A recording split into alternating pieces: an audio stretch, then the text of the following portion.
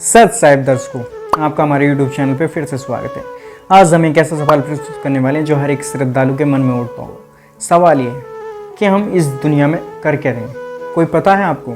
But यहाँ पर आए, जिए, मांस खाया, जिंदे जानवरों को मारा, उनका गोश्त खाया, मांस खा कर और पाप चढ़ाए, कुछ इसके अलावा कुछ किया नहीं। बट यहाँ पे लोग कुछ नहीं सोचता, बस ओनली ये सोचता कि खाया पिया, जो खाया पिया वही अपना। बट ऐसा नहीं सोचता कि यार हमें भगवान की भक्ति करनी चाहिए, सच्चे गुरु बनाने चाहिए जिससे कि हमें मोक्ष प्राप्त हो सके, इस जन्म मरण से छुटकारा मिल सके। पर ऐसी भाई किसी के पास टाइम है ही कहाँ। हमेशा वो तो अलग गलत उल्टे सीधी चीज़ों में शौक पड़ा हुआ है, नहीं सोचता। बस पॉइंट क्या है कि मानो कि हम जी रहे हैं, घर बनाते हैं, पैसा कमाते हैं, कुछ ये करते हैं वो करते हैं। भाई हमसे ज़्यादा अच्छे तो ये जानवर, पक्षी और ये भी कर लेते हैं।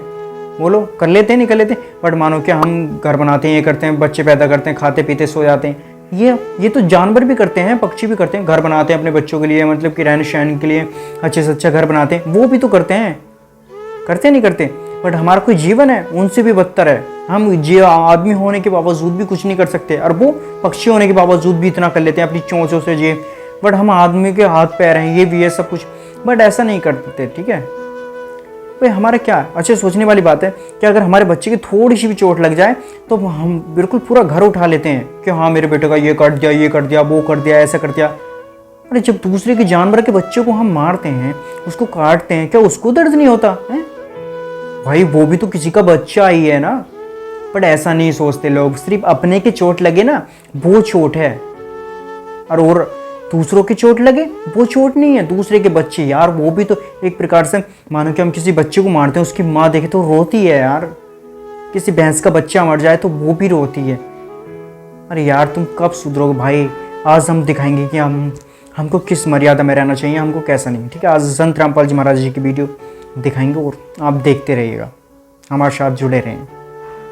अगर आप हमारे YouTube चैनल पर नए हो तो प्लीज़ शेयर करें और लाइक करें, सब्सक्राइब करें, और फेसबुक तो प्लीज़ पेज को लाइक करें और फॉलो करें।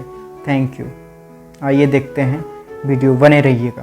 होगा जन्म मृत्यु से छुटकारा, ये जानते हैं इस वीडियो में। ये राधा स्वामी पंथ, जय गुरुदेव पंथ, सत्ता सौदा सिरसा वाले का पंथ, या और भी किससे तो बात कर लो, सब ये कहते हैं परमात्मा निराकार है। चाहे कोई राम कृष्ण का पुजारी है और विष्णु जी की मूर्ति रखे, हम भी ऐसे ही करते थे।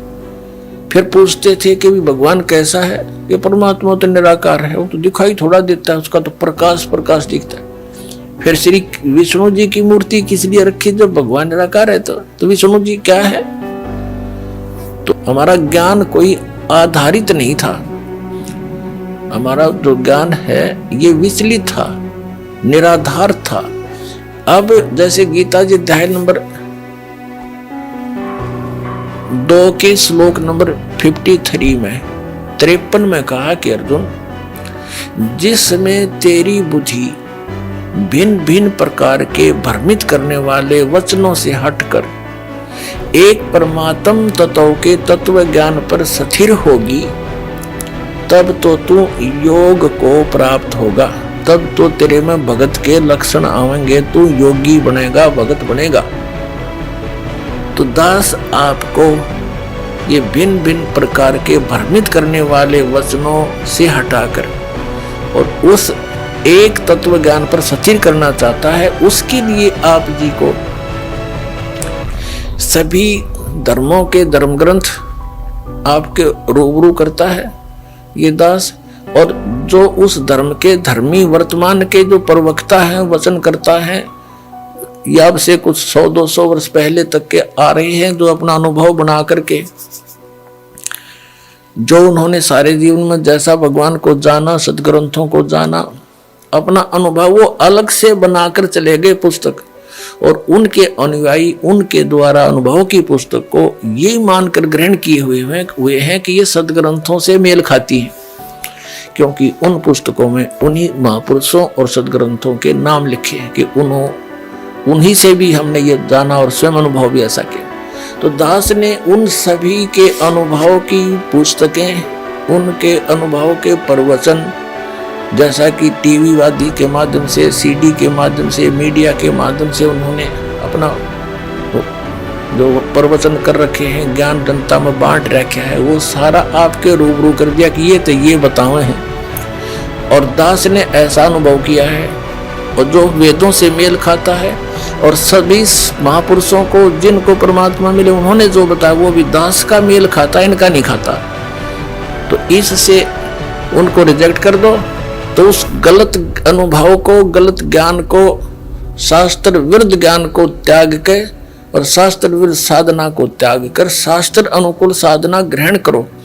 ये सारा कुछ प्रयत्न करके निष्कर्ष यही निकालता है दास कि आप उन सभी को त्याग कर, जो आपकी दिशा ठीक नहीं थी, वो शास्त्र ठीक नहीं थे, उनके अनुभव ठीक नहीं थे, वो संत अनुभवहीन थे, उनको परमात्मा प्राप्ति हुई नहीं, जिनको तुम परम धनी मानकर, महर्षि मानकर, आचार्य मानकर, शंकराचार्य मानकर उनके चिपके हुए हो, उनके पास यथार्थ आध्यात्मिक मार्ग नहीं है।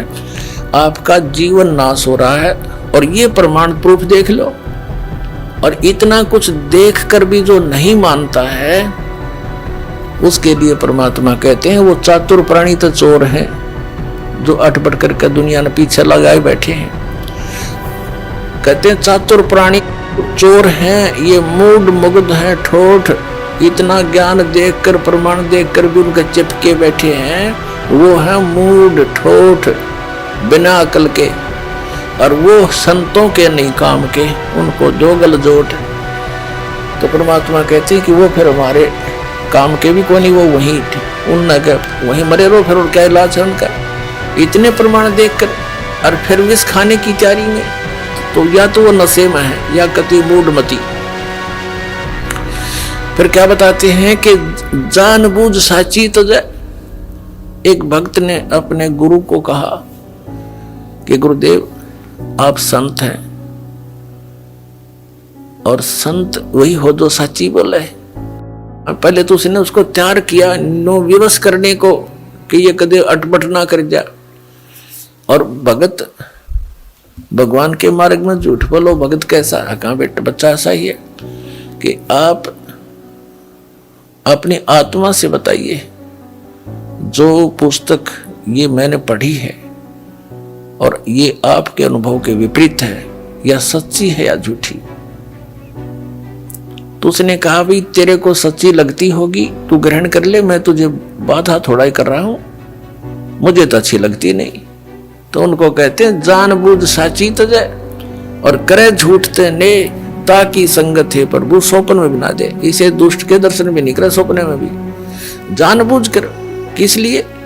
सिर्फ अपनी वो मेहनता ही ना छूटे, और कल गधा बनेगा वहां मेहनता ही वहां छूटेगी, फिर मारा कड़ में लठ कुमार डायमंड का बोरा कब्र पर होगा। तो हमने जो भी संत महंत आचार्य ऋषि महर्षि शंकराचार्य संत हैं, ये सभी परमात्मा के लिए ही निकले हैं। अभी तक तो चलो जैसा भी हम धोखे में थे, संत भी थे और भगत भी थे। अब इस दास ने कति क्लियर कर दिया। अब इन संत महंतों ने या तो ये बताना चाहिए कि रामपाल झूठ बोल रहा है, एक पॉइंट गलत सिद्ध कर दो मेरा, और नहीं तो अपना कल्याण कराओ। आओ मान बढ़ाई क्या है।